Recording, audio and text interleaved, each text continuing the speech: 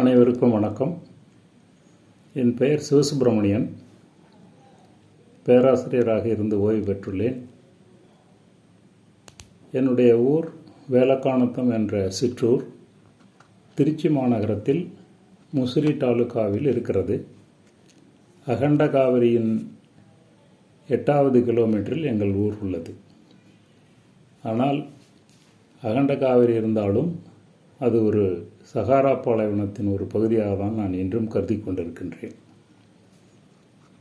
என்னுடைய ஊரில் 25 ஆண்டுகள் இருந்துவிட்டு பிறந்தது முதல் சென்னையிலே இந்திய சமூக ஆராய்ச்சி நிறுவனம் என்ற புதுடில்லியில் உள்ள ஆராய்ச்சி நிறுவனத்தின் 27 இன்ஸ்டிடியூஷனில் சென்னை வளர்ச்சி ஆராய்ச்சி நிறுவனம் என்ற அடையாற்றில் இயங்குகின்ற ஒரு நிறுவனத்தில் நான் 26வது வயதில் சேர்ந்து அங்கேயே நிறைய ஆராய்ச்சி செய்து என்னுடைய PhD டாக்டர் பட்டத்தையும் பெற்று 35 ஆண்டுகள் அங்கு பணிபுரிந்து ஓய்வு பெற்றேன்.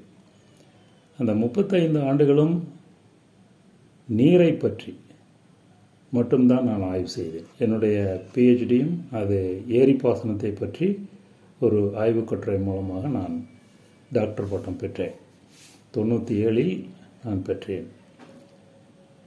இந்த நீரை பற்றி ஆய்வு செய்வதற்கான முக்கிய காரணம் நான் கூறியது போல என் ஊர் இன்றும் மிகவும் வறட்சியால் பாதிக்கப்பட்டு விவசாயமெல்லாம் செய்ய முடியாத நிலைமையில் தான் இருக்கிறது. அதை எப்படி சரி செய்வது என்பதற்காகத்தான் நிறைய அனுபவங்களை பல்வேறு விதத்தில் பெற்றேன். உண்மையில் என் ஊரில் பார்த்தால் கிணற்று பாசனம் மட்டும்தான் இருந்தது. ஆனால் இந்த ஆராய்ச்சி நிறுவனத்திற்கு வந்த பிறகு ஆற்று பாசனத்தை பற்றி தெரிந்து கொண்டேன். அதன் பிறகு என்னுடைய PhD மூலம் ஏரிகளை பற்றி தெரிந்து கொண்டேன். இப்பொழுது எல்லா நீர்ப்பாசன வகைகளையும் தெரிந்து கொண்டு மழைநீர் சேகரிப்பு எப்படி என்பதை பற்றியும் நான் புலமை பெற்றுள்ளேன். இந்த புலமையை நாம் சமுதாயத்திற்கு செயல்படுத்த வேண்டும் என்ற ஒரே ஒரு குறிக்கோளில் தான் நம்முடைய அரசு நிறுவனத்தில் சென்று எதுவும் அமௌண்ட் கூட தேவையில்லை, ஃப்ரீயாகவே நான் ஒர்க் பண்ணுகின்றேன் என்ற ஒரு கோரிக்கையை வைத்த பொழுது கூட அவர்கள் அதை பற்றி எதுவும் கவலைப்படவில்லை, ஏற்றுக்கொள்ளவில்லை. நான் வந்துவிட்டேன். இப்பொழுது ஆவடியிலே என் வீட்டிற்கு அருகில் உள்ள செயின்ட் பீட்டர்ஸ் யூனிவர்சிட்டியில் நான் ஒரு பொருளாதார பேராசிரியராக அங்கு பணிபுரிந்து வருகின்றேன்.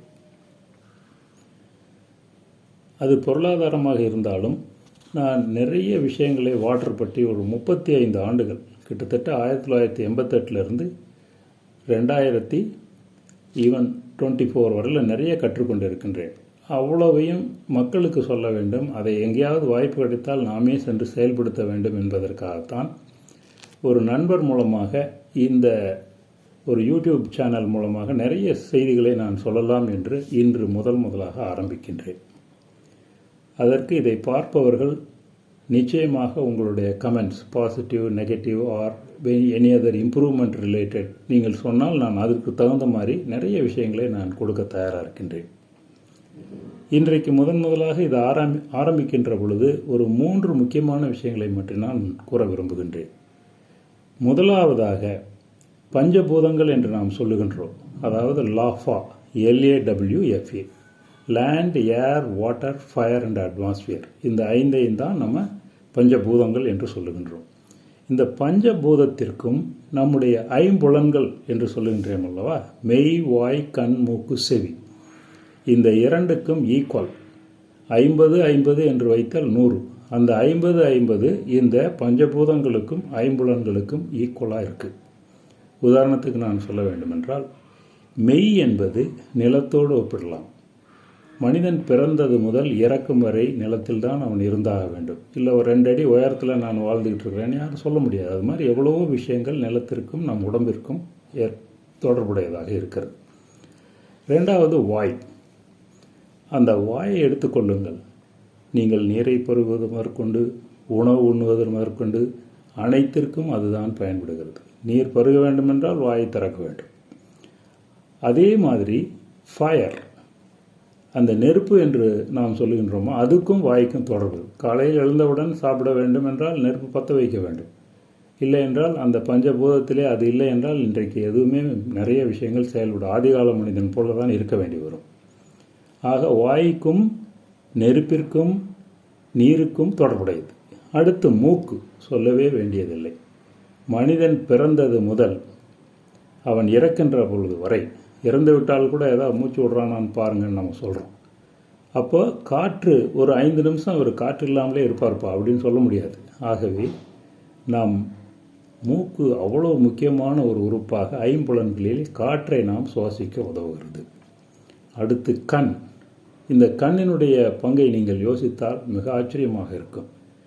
இந்த பேரண்டம், அதாவது அட்மாஸ்பியர் என்று சொல்லுகின்றோம் அல்லவா, அந்த பேரண்டத்தை பார்த்து அதனுடைய செயல்பாடுகளை அறிந்து கொள்வதற்கு கண் மிகவும் உதவுகிறது. இப்பொழுது மழை காலத்திலே நீங்கள் எவ்வளோ மழை டிவியெல்லாம் பார்த்தீங்கன்னா எங்கே பார்த்தாலும் மழை தண்ணீர், அது எவ்வளவு சேதத்தை ஏற்படுது, சூறாவளியால் சேதத்தை ஏற்படுத்துகிறது.